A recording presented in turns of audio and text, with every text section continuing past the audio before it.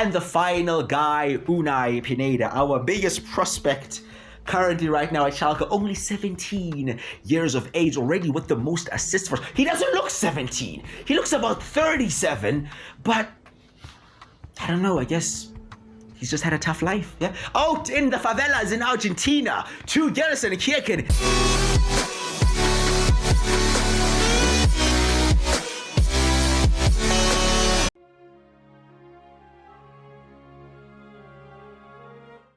Campione, campione, ole, ole, ole, hey, hey.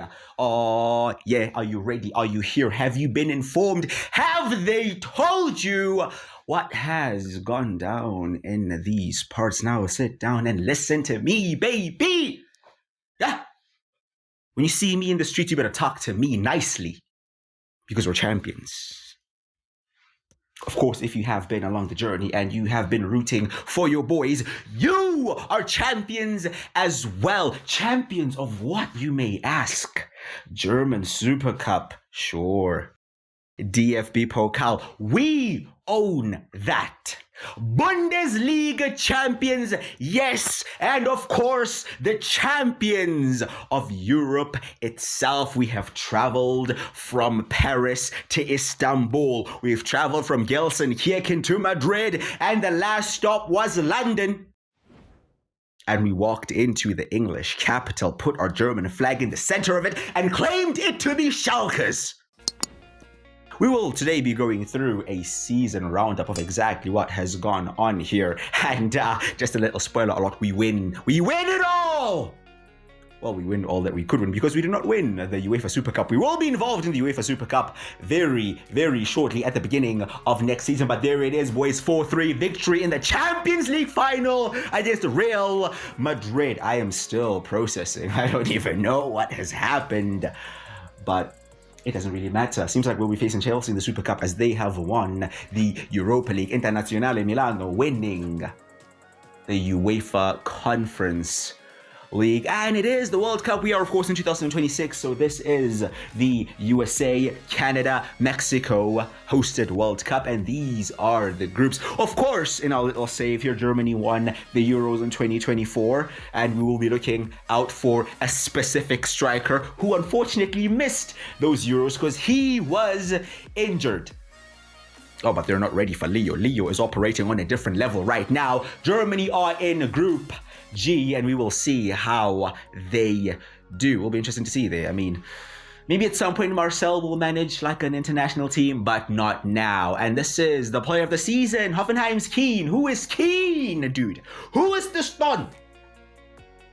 It doesn't matter. This is the Don that matters, yeah? The Golden Boot winner of the Bundesliga, Leo Ziegler, 32 goals in 24 appearances. Ridiculous numbers. Unheard of numbers. The man scores way more goals than he even plays games.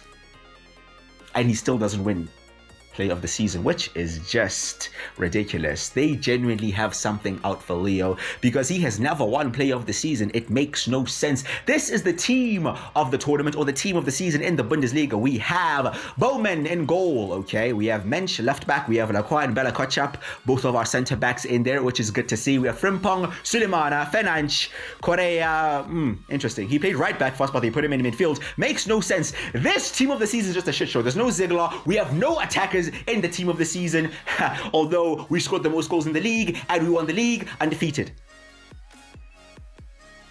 They're just out for your boys. They're just out for your boys, but it's fine.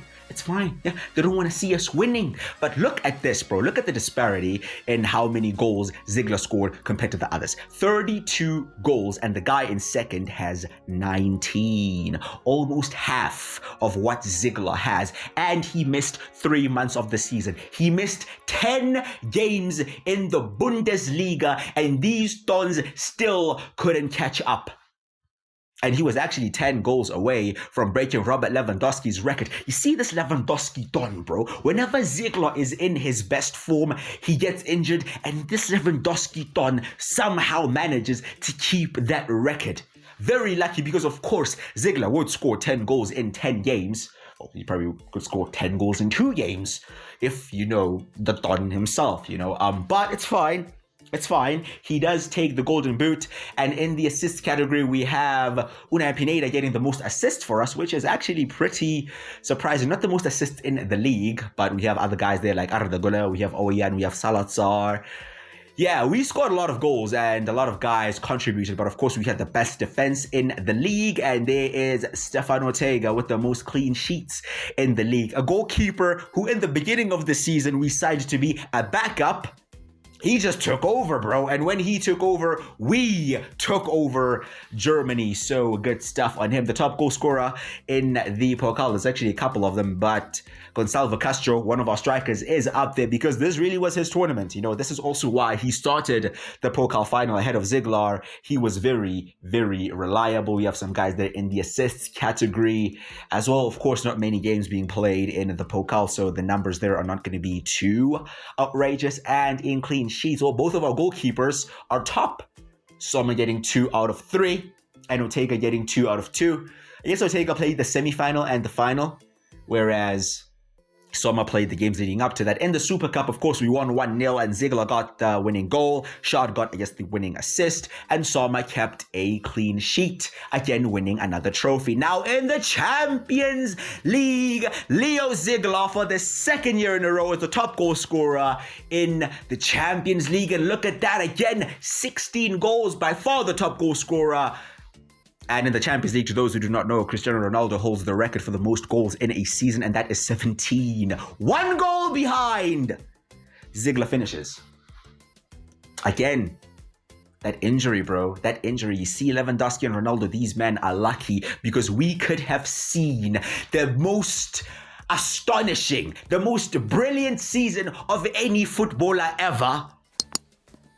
But unfortunately, we'll just have to settle for one of, but it's fine. It's fine. In the clean sheets category in the Champions League, not so great. I guess we just weren't able to, keep a lot of shutouts, but it's fine. It's fine. In the end, we take the trophy. Keep your clean sheets, Courtois. Yeah, you didn't keep one in the final, did you? Yeah, okay. Looking at our squad stats here, most appearances for us was actually Armel Bella, one of our centre-backs, which makes sense because, our defense was very solid and there wasn't really a need to change it all that much. Very surprised that Pineda is in second place though because he was just an impact sub. I guess he made a lot of appearances, but definitely nowhere near those many starts. We have Lacroix in third and Correa in fourth, and most goals. Oh my goodness gracious. Leo Ziegler, 51. 51 goals in 36 appearances. These are the levels that I'm talking about the German fucking hitman, dude. Look at this, yeah? 16 goals in 9 Champions League games, 2 goals in 2 Pokal games, 1 goal in 1 Super Cup game, and then he has 32 goals in 24 Bundesliga games.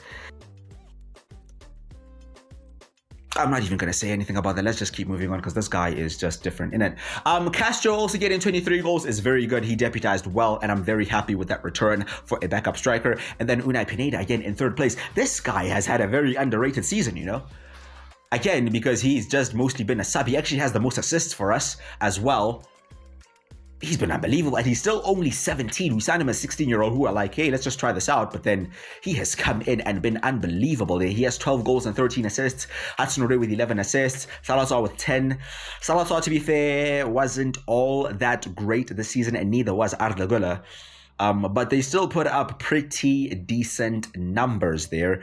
Most clean sheets. 24 clean sheets for Correa, Lacroix, and Bella Kotchap. Those 3 at the back were insane, dude. They were just insane. And yeah, the trophies we won are proof of that. Looking at the objectives, what objectives we have been able to complete. Of course, objectives are still very much important here at Schalke because each objective completed means we can give out a contract, and yeah, we've already given out a couple of contracts, so calculating the other objectives we were able to complete, we have 4 more contracts we are able to give out.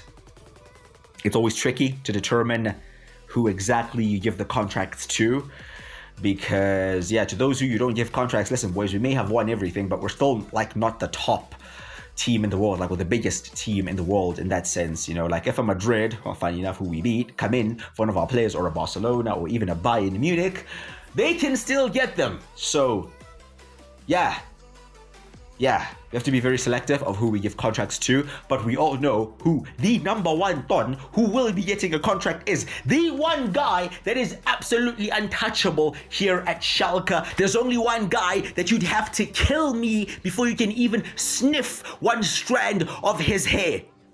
And that is, of course, number 81 himself. Oh, yeah, we are ready. Let's talk, Leo. What we say? You just fill in the contract, yeah? You just sign it, whatever. I'll just come and put my signature, bro. You fill in the numbers, whatever you want. What do you want? Yeah? Just demand and you shall receive, okay? He wants to be crucial? Of course he's crucial. Just the 1-year extension, okay? Because he still has a very long contract, but, you know, this is just to make sure that nobody can even come close to him. No release clause because, oh no, we are not gonna be trying that. Okay, we like this. He only wants around 36k, which I find actually surprising that he wants 36k. We'll remove the bonus and we will actually give him a bigger signing on bonus. Yeah, gonna give Leo $1 million because why not? He deserves it. €1 million straight into Leo's pocket on 36k. It's still pretty mad that this guy is only demanding 36k for being like the best striker in the world, but it's fine. It's fine. He's a loyal Don. Yeah, no Saudi money here, okay? Ziegler stays. Next up, again, now it gets tricky. Do we keep the defenders? Do we keep the midfielders? Do we keep some of the attackers? You know, because I don't know, but Maxence Lacroix is a guy that we signed at the beginning of last season, and he came in, bro, and took our defense to a new level. A level that we did not even foresee happening, and his partnership with Armel Balakachap was just outstanding. So we will be signing up Maxence Lacroix. Still has a long contract, but, you know, we're extending it even further. Yeah, this is a life sentence type of contract. You're not leaving! Yeah, you're not leaving. Well, of course, if he does agree to that. Now it gets tricky because Leo being on 36, I mean, Leo has to be the top earner here, boys, so nobody can really touch Leo wages. Let's relax. Yeah, let's relax. But Lacroix agrees, and he stays on. Third player to receive a contract is a man that made it into team of the season in the Bundesliga. He is a midfielder by trade, but he is one of the best right backs already in the world. This guy is unbelievable. He had a very poor Champions League final, to be honest. Yeah, Vinicius Jr. absolutely smoked him, bro. It was a sad watch. But listen, this guy, he's legit. He is serious, and he's still very young, only 21 years of age. No, we don't do release clauses. No. Yep, you're staying. You are staying. And I've been thinking of maybe next season moving him into midfield potentially and getting another right back, because I can only imagine how good he would be as a partner to like a Jakub Moder or something like that. But then again, you know, are we going to get a right back as good as him there who can do the whole inverted right back thing with his 5-star weak foot? We don't know. But this guy, yeah, right back, center back, midfield, put him anywhere and he will lock a Don up. And he is locked up to stay. And the final guy, Unai Pineda, our biggest prospect currently right now at Schalke, only 17 years of age, already with the most assists for. He doesn't look 17. He looks about 37, but I don't know, I guess he's just had a tough life, yeah? Out in the favelas in Argentina, to Gelsenkirchen, he has been on a journey, and he is a Don that changed up that Champions League final. Let's not forget what he did for us, coming on as a sub, only 17 years of age, bro. We recognize the potential. We recognize the potential greatness in this Don, and Unai Pineda is staying at Schalke, so nobody will be able to touch him, and that's the fourth and final contract we'll be handing out. That means certain Dons may not be untouchable. You know, certain Dons like Salazar potentially, like Arda Güler potentially. We don't know, but we just hope that nobody comes close to them. Chelsea also in the Premier League after winning the Europa League, so a very good season over there for the Chelsea. Looking over in France, Olympique Marseille win Ligue 1. Yeah, I don't know what's going on at PSG, bro. I don't even think they made it that far in the Champions League either. I doubt they were even in the Champions League. I don't even know, dude. But anyway, Juventus win Serie A, a team that we beat on the way to the Champions League final. Over in Portugal, Porto are dethroned as Sporting win the Portuguese league over there. And then finally in La Liga, we already know who won it because we checked before the final, and Real Madrid have won La Liga out there in Spain. So that just shows that we have beaten some pretty big teams on the way to that Champions League final. And yeah, you can see there, we have just won everything from from the preseason tournament all the way to the Champions League final. We have been collecting trophies. Now the question is posed to you guys. What happens now? Do we go again? Do we go for one more season or not? Do we call it here and, you know, that's it for FIFA 23? Do we just wait for EAFC and then we take over from there? Or do you guys want us to go again and see if we can actually defend it all? Yeah, is it a fluke? Is it not? I don't know. You guys will let me know in the comments. And well, if you're not involved in the comments, I guess then this is it. Khalas, we stop. Yeah, so you better get involved, or I guess this is how it ends. Anyway, do drop a like on the video if you haven't joined, and please do subscribe as well. I'd greatly appreciate that. I've been Quick You Crusher. I'll see you guys next time.